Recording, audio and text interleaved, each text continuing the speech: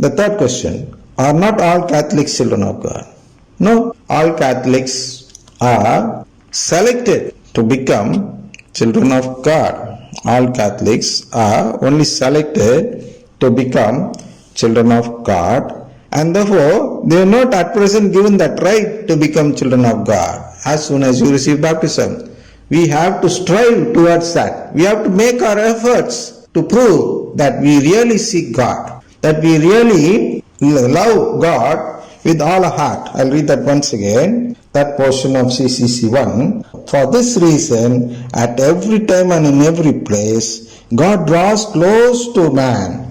He calls man to seek Him, to know Him, to love Him with all his strength. See, with all his strength. That is the word which we should note there. We are tempted by the devil. We are tested by the devil. What test is being done? The strength, the test of strength. With what strength you love God, with what strength you seek Him, and with what strength you try to know Him, is what is the test which Satan puts us into. And that is what we call as temptation. In the Our Father prayer, the temptation, lead us not into temptation is what we say. This leading us into temptation means testing our strength in loving God. So, at every stage, from the entrance, even before the entrance, that is the door, before baptism also, everyone in this world is put to that test, that they don't love God. They drop that strength. They leave it to the devil as soon as they meet some trials and temptations. As soon as they suffer something in this world, they leave it and seek some other faith which gives them that prosperity which they seek. So everyone is put to that test, and to show our might, our strength, what should we do? We should persevere. We should endure till the end. We should go through all the sacraments throughout our life, proving that we always seek God, that we always try to know Him, and to show that we always love Him. So, are not all Catholics children of God? Yes, we are not children of God at present. We are only temporary children of God, like other people, like people of other religion. They are also children of God, because they are also being created by God. In that way they are children of God. In that way we are also children of God. But the only difference between us and them is that we are aspirants and they are not. We aspire to become children of God. They don't bother about it. That is the only difference between the Holy Catholic Church and the other denomination and the other religions. So all are children of God. What? At present, they are temporary. All are temporary children of God. And if at all you want to become permanent children of God, what should we do? We should go through all these sacraments and prove to God and the world that new covenant which we made with God is something which does not have ambiguity or uncertainty. So if we prove it, after that only, during the judgment day, we become children of God. So, further read, if you go to the printout which is given to you, subject matter, you can see that, read this daily, those who ask these questions. So, there will be many of you who have asked this question truly in your heart. And now you would have cleared that doubt by now in this small session, and to come over the temptation given by the devil, you should remind yourself of what we just spoke of daily.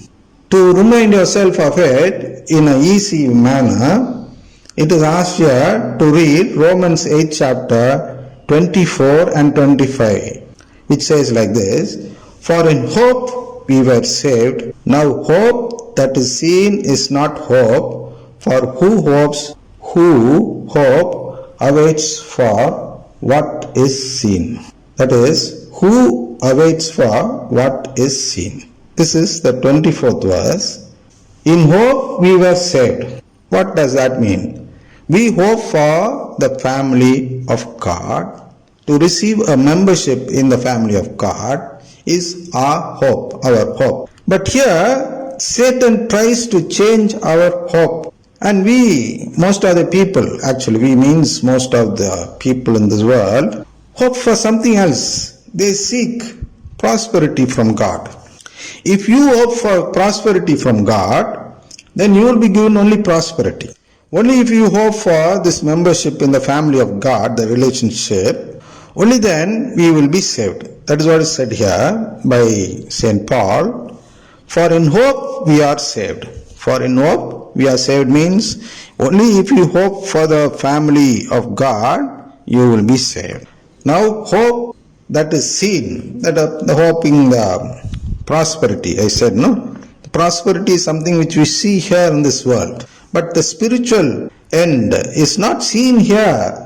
The relationship, the divine filiation which God gives us is not seen by anybody here in this world. That's what is said here. Now hope that is seen is not hope. If you see something, there is no need for you to hope for it because you already see it and you can take it. You need not expect and wait. Hope means to expect and wait for some time. So he says, for who hope or for who awaits for what is seen. We don't await for something which we see, we just take it. But here, this divine filiation is not something what is seen, so we cannot just take it. We have to wait till the judgment day. So till then, we should not lose our hope. That is what Satan is trying to do. He is trying to make us lose our hope. So when you read this verse, you should read it with this comprehension in your heart, with this type of understanding in your heart. So the 25th verse says like this, but if we hope for what we do not see, we wait for it with patience. We do not see what we hope for. That is, we do not see this divine filiation which God is going to give us during the judgment day. So, since we don't see, we have to wait with patience till the judgment day to receive it. That is what is said here in the 25th verse. But if we hope for what we do not see, we wait for it with patience. So, now what we should understand for this answer to these three questions. So, we are not saved yet.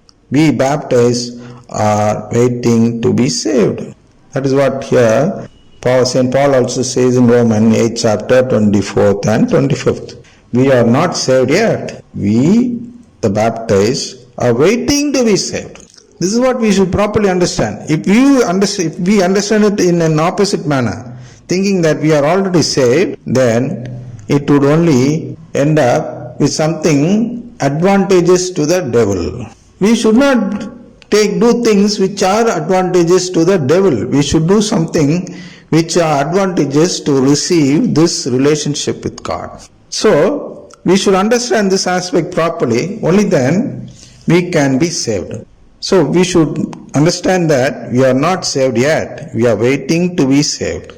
This is what Romans 8 chapter 24 and 25 says to us.